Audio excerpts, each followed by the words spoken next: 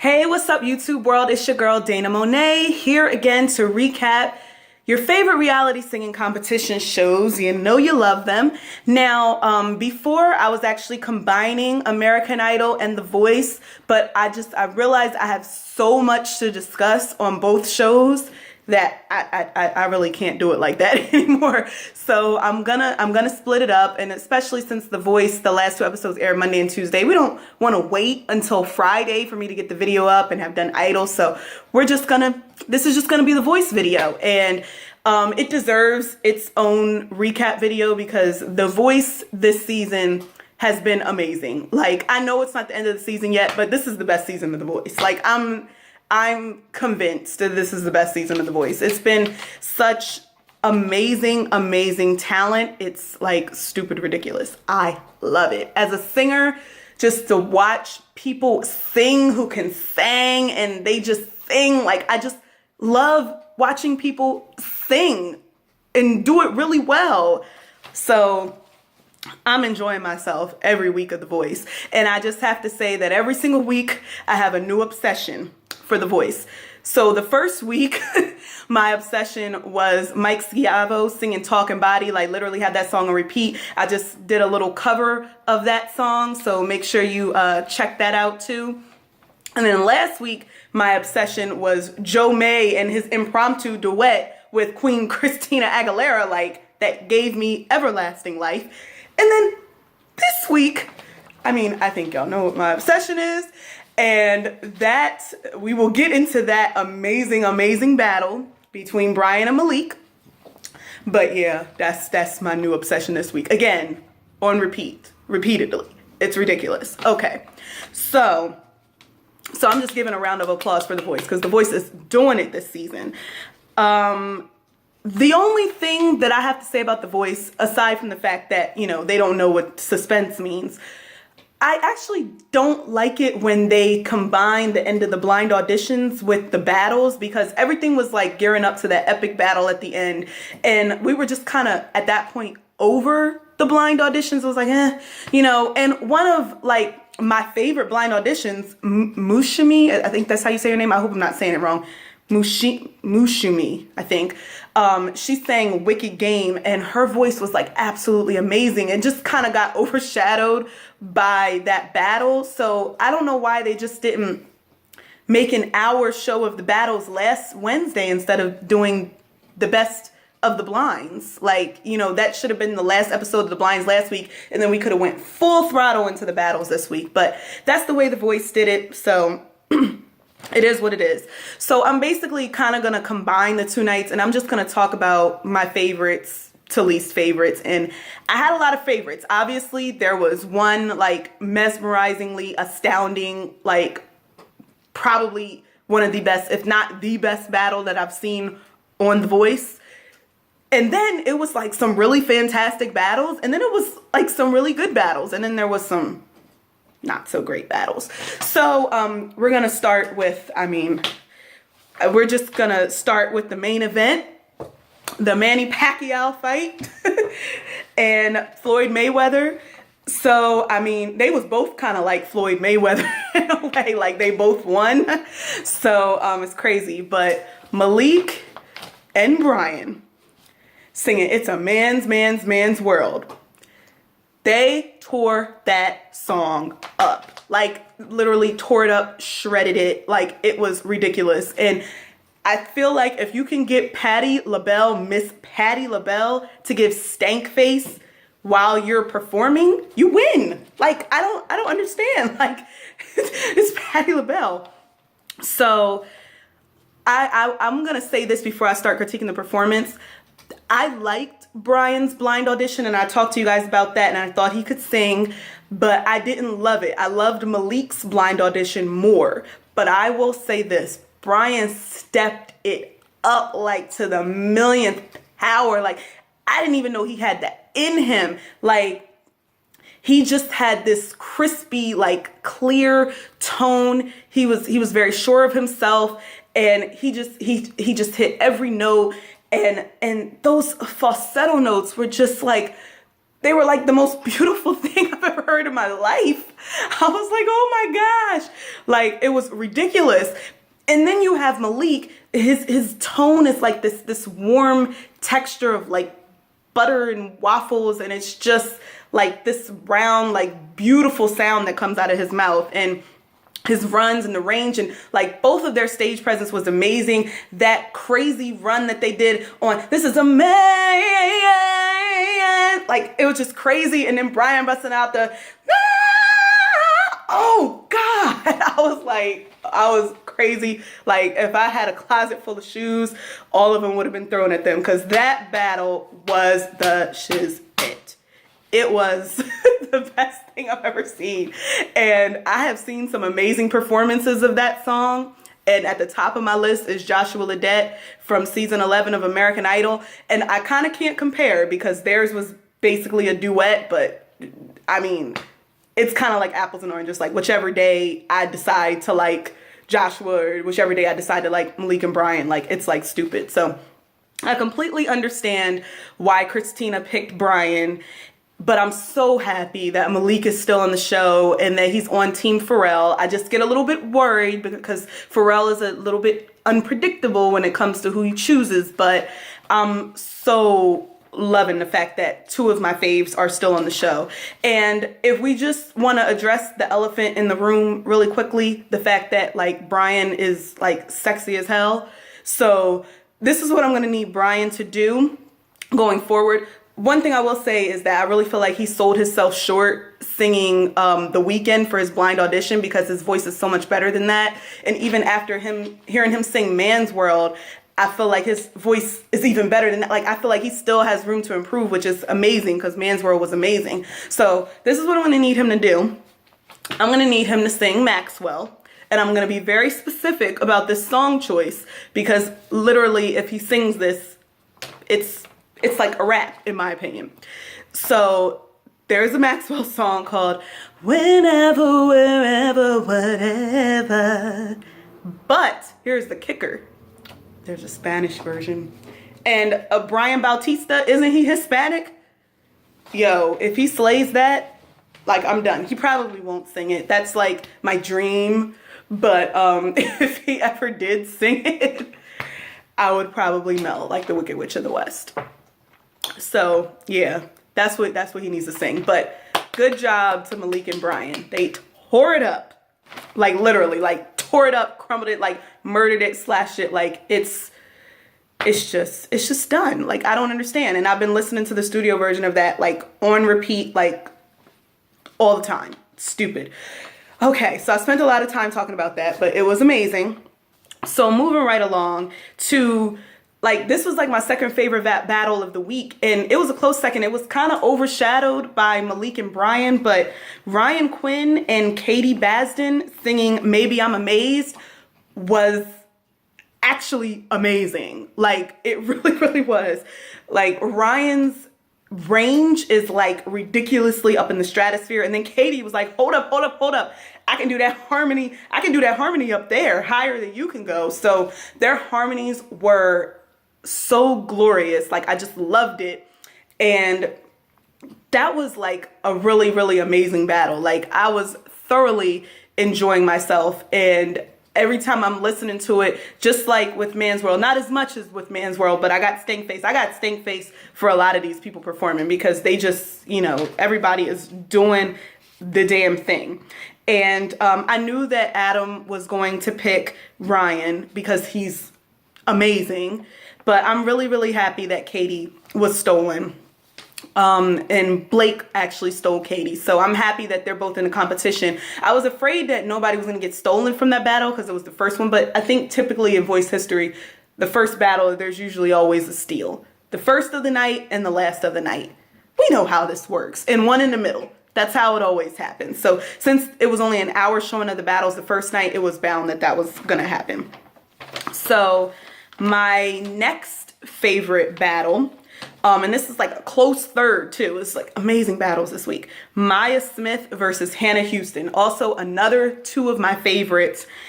And they sang Elastic Heart by Sia. And I have to say that that song is probably like the most difficult song. It's just like a lot of weaving in and out of notes, and like it's easy to fall off pitch, but they did so well, and their harmonies were so beautiful and on point. Like, these people know how to harmonize this season, and I love it. It was so glorious. I have to say that I probably would have given the edge to Maya, just because I really, really love her tone and the power to her voice. And Hannah, I love Hannah. I loved her blind audition of Unaware. I will say that she's like a more calculated singer and like very like precise. And sometimes it takes away a little bit of like the soul of the song, but she's amazing. So it's amazing. So I'm not mad at Pharrell picking Hannah, but I almost kind of feel like he picked Hannah because he knew that Christina wanted Maya. So, but hey, I'm here for that. Both of them are still there. Maya was stolen by Christina. I'm good. Like, I'm happy, and I just have to say, like, Maya was totally giving me Brandy vibes. Like, she looks so much like Brandy. I think she's Brandy's like long lost twin, like for real. Like, they were separated at birth because they just look so much alike. I was sitting up there singing. I was just like, she just reminded me of Brandy from Moesha days. I was like, mo to the, eat to the. So I was like, just couldn't get that out of my head. But anyway, moving right along to another amazing battle. It's just amazing battle after amazing battle tonight. The Lady Marmalade battle between Tamar Davis and Shalyah Faring. First off, I have to say this. When you get the opportunity to sing with Patti LaBelle and Christina Aguilera, Miss Patti LaBelle, Queen Patti, and Christina Aguilera, like, if that was me, like, I could die at that point. Like, I could die happy. Like, I'd be like, oh my gosh, I just sang with Patti. Like, I'd probably cry. So that in and of itself in rehearsals was an amazing experience for them. And then they get up on that stage and they are killing it. And I have to say this specifically about Tamar, because I liked her blind audition. I thought it was a solid audition. I think that she did really, really well, but I wasn't as crazy about her audition as I was with Shalyah's. But Tamar, she came out there and she turned it out. I mean, her voice is just so effortless, and her range is like up here in some crazy stratosphere area. She was like, real lady mama, I'm not even going to try to hit some of the notes that she can, but it was crazy. And she was like consistent and had so much control over her voice, and she was staying in the pocket, and like, she's definitely seasoned. You can definitely tell. So I was completely not mad at Christina for picking Tamar. I think that Christina is making very strategic decisions when it comes to who she's picking, especially with these battles that are like so closely matched. Like, it's really, really hard.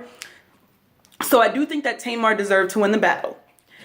However, Shalyah, woo, that girl, when she was like, Creole lady mama, and that was bad. Don't try to do that. But I can't even do the rasp like on demand. But when she hit that rasp on that Lady Marmalade part, I was like, yes, ma'am. I was like, wait, this girl is 15? Like, what? I keep forgetting that she's 15 because she's just so amazing. Like, I absolutely loved her blind audition.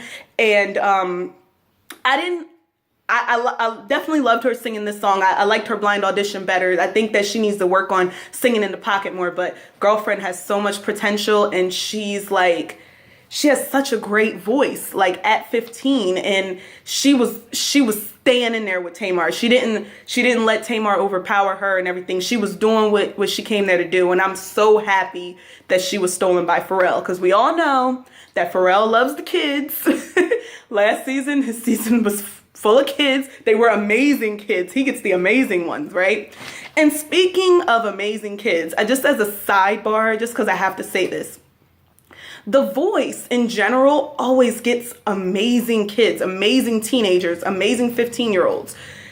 I don't understand why Idol can't find amazing youth on that show. So The Voice gets Shalyah and Malik, but then Idol gets Tristan, Lijon, and Gianna Isabella. I mean, like, Shalyah and Malik sing circles around them. And then last season you had Corinne, Sawyer, and Mia Z, and then Idol had Daniel Seavey. I just don't understand. You know what I'm saying? Because I find myself on Idol talking about this person's too young, this person's too young, this person's too young. But on The Voice, they know what they doing, the 15-year-olds. They know what they're doing. So I don't know, what Idol does when they see these young people. I'm sure a young singer like Shalyah had to cross their paths out of all the thousands of people that they see, but they would rather put through Brenda K. Starr's daughter. I don't really get that. So I just have to say that The Voice does an amazing job at getting some amazingly talented kids. And I will say this, Shalyah is my new little sister. That's what I'm calling her. Just like I called Corinne Hawthorne from season 8 of The Voice, the last good season of The Voice with Christina. She was my little sister. So Shalyah, she's that little dark horse, and she was stolen by Pharrell previously on Team Christina. Yeah, she's Corinne 2.0. So y'all need to watch out for her. All right, moving on to another battle that I thought was really good. Jessica Crosby and Nick Hagglund singing Electric Feel. Shock me like an electric eel. I will say this though, there's a special place in my heart for that song for Preston Pohl from season 5 of The Voice, who just killed it with his amazing crispy, raspy voice. And it was just sexy and it was just there. So I kind of love that version of it. So I was a little bit oh, why are they singing this song? But I think it actually came out really well. I was torn a little bit about this because immediately after watching this battle, I thought Jessica won. And I was like, why did Pharrell pick Nick? And I like Nick because he was one of my favorites in the blind auditions. And I wasn't really checking for Jessica like that. But Nick just stayed in his falsetto the entire time. And it was a little bit annoying. And a lot of people were talking about that on YouTube. And I was like, can't you do other things with your voice? Use your chest voice, use your full voice. Everything is on falsetto. I mean, for the most part, he does pretty good falsetto, but I was like, come on, he hit me with something else. Whereas Jessica, she was in the groove, she was in the pocket. I loved her tone, I loved the growl. She was into the performance, she was sassy, and she was just giving me everything I needed. And I really loved her red hair. It was the electric feel. It was the red hair was kind of working with that. So I was kind of somebody steal her, please. And then Adam went, pew, and I was like, thank you, because she is a sleeper. I don't understand. And he based his decision off of her blind audition, but I thought that this was better than her blind audition. But I will say this, after listening to this battle a few more times over and listening to the studio version, I came to actually really appreciate Nick's falsetto on it. It actually sounds really good. Now, it is an acquired taste, and you kind of have to listen to it a couple of times to really appreciate it. But I actually think it was really good. I mean, he hit some crazy notes in his falsetto and into the stratosphere, but I think he could take a lesson from Brian, who has an amazingly crisp falsetto, but he doesn't use it all the time. Nick doesn't have to use it all the time. If he was going to use his falsetto all the time, it'd be better in a group, because he could be the falsetto singer in the group. As a solo artist, I just don't think you can sing like that all the time, but like I said before, after listening to it, I really actually appreciated it. And I'm not mad that Pharrell picked Nick, but I'm very, very happy that Jessica was saved. So I will say that. The next battle that I liked, and this was the last battle of the week that I actually really liked. So that's 6 or something. So that's a pretty good amount. Nate Butler versus Natalie Jaques. And I'm going to start it off with saying this. I absolutely love Natalie's blind audition. I thought she came out with fire singing that Kelly Clarkson song and sounded almost so close to Kelly Clarkson. It's crazy. And I was so happy because she didn't make it last season, and she came back and she was so excited to be there. And I just love when people are just so excited and so happy to be there.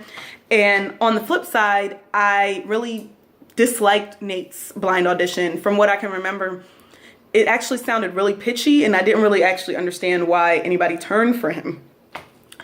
Fast forward to the battles, and I don't know what this kid did, but he did a complete 360 on me, because his tone on that Tori Kelly song was right on. And I loved when he was doing that. And